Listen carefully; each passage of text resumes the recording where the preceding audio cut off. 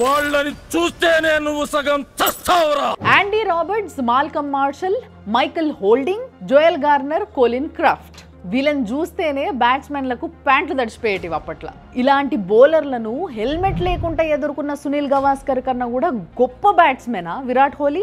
అరివీర భయంకరమైన ఫామ్లు ఉన్న West Indies team ని ఇంగ్లాండ్ గడ్డ పైన ఓడించి ఇండియాకి మొట్టమొదటిసారి వరల్డ్ కప్ ని పట్టుకొచ్చిన కపిల్ దేవ్ కన్నా కూడా గొప్ప కెప్టెనా Virat Kohli? Legendary batsmen Don Bradman ని కూడా సార్ అన్నారు కానీ సచిన్ టెండూల్కర్ ని మాత్రం గాడ్, దేవుడు అన్నారు, గాడ్ ఆఫ్ క్రికెట్ అన్నారు. ఆయన కన్నా గొప్పనా కింగ్ కోహ్లీ?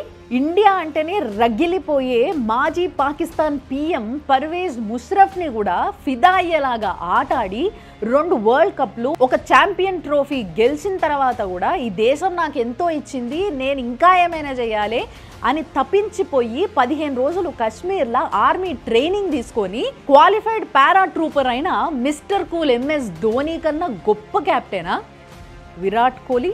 సునీల్ గవాస్కర్ కి, కపిల్ దేవ్ కి, సచిన్ టెండూల్కర్ కి, ధోనికి లేని ప్రైవసీ ప్రాబ్లమ్స్ విరాట్ కోహ్లీకి వచ్చినాయా ఇండియాలో? రుద్రమైన సినిమాల చుట్టుపక్కల చూడరా చిన్నవాడ అని ఒక అద్భుతమైన పాట రాసిండ్రు సిరివెన్నెల గారు. దాంట్లో ఒక లైన్ ఉంటది,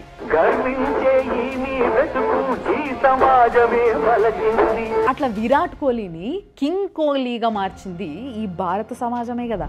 మరి అలాంటి సమాజానికి నీ పిల్లల్ని దూరం ఎట్లా పెట్టాలనుకుంటున్నావు? అంటే నాకు ప్రైవసీ ప్రాబ్లమ్స్ వస్తే నా పిల్లలంతా నార్మల్గా బతకాలని నేను అనుకుంటున్నా, అందుకోసమే ఇంగ్లాండ్ వెళ్ళిపోతున్నా. ఆ ప్రైవసీ ఇష్యూస్ వచ్చేంత స్థాయికి ఎదగనిచ్చిన ఈ మట్టికే నీ పిల్లల్ని దూరం చేయాలనిపించిందా? ఇట్లా ఇండియాలో సంపాదించుకున్నాడు, ఇంగ్లాండ్లో పోయి సెటిల్ అయ్యి ఆడ ఖర్చు పెట్టుడు, ఇదంతా మన వాళ్ళకి చాలా మందికి అలవాటే, చూసుడు కూడా అలవాటే ఇక్కడ ఉన్న వాళ్ళకి. కానీ ఒక క్రికెటర్ నాకు ఇక్కడ ప్రైవసీ ఇష్యూస్ వస్తున్నాయని క్రికెట్ పుట్టినిల్లైన ఇంగ్లాండ్కే పోయి సెటిల్ అవ్వడం అనేది ఓ పెద్ద కామెడీ.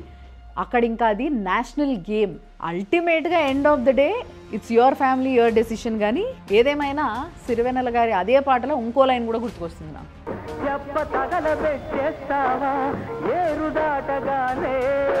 దేశం వదిలేసి వెళ్ళిపోయిన మీరు ఇక్కడ దేశం వాళ్ళు ఏమేం ప్రోడక్ట్స్ వాడాలి, ఏం కొనాలి అని చెప్పేసి యాడ్లు చేసి మరీ పైసలు సంపాదించుకుంటే మీరు చెప్తున్నారు చూసిర్రా, అది ఇంకా పెద్ద కామెడీ. సరే ఏదేమైనా కానీ అక్క నీకు వాళ్ళ గురించి ఏం తెలుసు, వాళ్ళు ఎంత సేవా కార్యక్రమాలు చేస్తారో తెలుసా ఇక్కడ అని చెప్పి అనుకునేటోళ్ళు కొంతమంది ఉంటారు చూసినరా, వాళ్ళకే చెప్తున్నా. ఇప్పుడు ఒక రోజు అని అంటే పగలు ఉంటుంది, రాత్రి ఉంటుంది, అంటే వెలుతురు ఉంటుంది, చీకటి ఉంటుంది. నాకు వెలుతురే కావాలి, చీకటి వద్దు అంటే కుదరదు. సేమ్ వే ఈ సమాజం నుంచి పేరు కావాలి, ప్రతిష్ట కావాలి, పైసలు కావాలి, అభిమానం కావాలి, అన్నీ కావాలి. కానీ నాకు ఇక్కడ ప్రైవసీ ఇష్యూస్ ఉన్నాయి, నేను ఉండా.